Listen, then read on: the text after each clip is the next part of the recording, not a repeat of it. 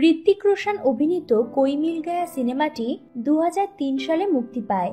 সেই সিনেমায় ঋত্বিকের অভিনয় তো সাড়া ফেলেছে নিঃসন্দেহে, তবে তার সঙ্গে জনপ্রিয়তা পায় ভিন গ্রহ থেকে আসা প্রাণী জাদুও। মূলত এই জাদুকে কেন্দ্র করে সিনেমাটি তৈরি হয়েছিল। সিনেমাটি পরিচালনা করেছিলেন ঋত্বিক রোশনের বাবা রাকেশ রোশন। এই সিনেমায় ঋত্বিকের পাশাপাশি প্রীতি জিন্টাও অভিনয় করেন। তবে জাদু চরিত্রটি নিয়ে ছোট থেকে বড় সকলের আগ্রহ ছিল অনেক বেশি। তবে জানেন কি, মুখোশ পরা ভিন গ্রহের প্রাণীর চরিত্রে কে অভিনয় করেছিলেন?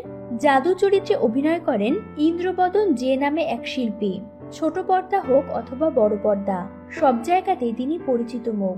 বামনবীর ইন্দ্রবদনের উচ্চতা 3 ফুট, ফলে তিনি এই চরিত্রের জন্য একেবারে ফিট ছিলেন। যদিও তিনি প্রয়াত হয়েছেন, উচ্চতা ও অভিনয় দক্ষতা জানতেন বলে ইন্দ্রবদনকেই বেছে নেন রাকেশ রোশন এবং মুখ না দেখেও জাদু চরিত্রে অভিনয় করে চরিত্রটিকে জনপ্রিয় করে তোলেন এই বামন অভিনেতা। প্রায় 1 বছর সময় লেগেছিল জাদুর পোশাক ডিজাইন করতে, যা করেছিলেন অস্ট্রেলিয়ার জেমস কলনের, যা পরে ইন্দ্রবদন অভিনয় করেন। 28শে সেপ্টেম্বর 2014 সালে হৃদরোগে আক্রান্ত হয়ে মৃত্যু হয় এই অভিনেতার।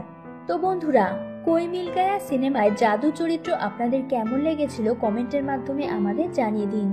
বিনোদন জগতের সব রকম খবর পেতে আমাদের চ্যানেলকে সাবস্ক্রাইব করে পাশে থাকা বেল বাটনে ক্লিক করে দিন। ধন্যবাদ ভিডিওটি দেখার জন্য।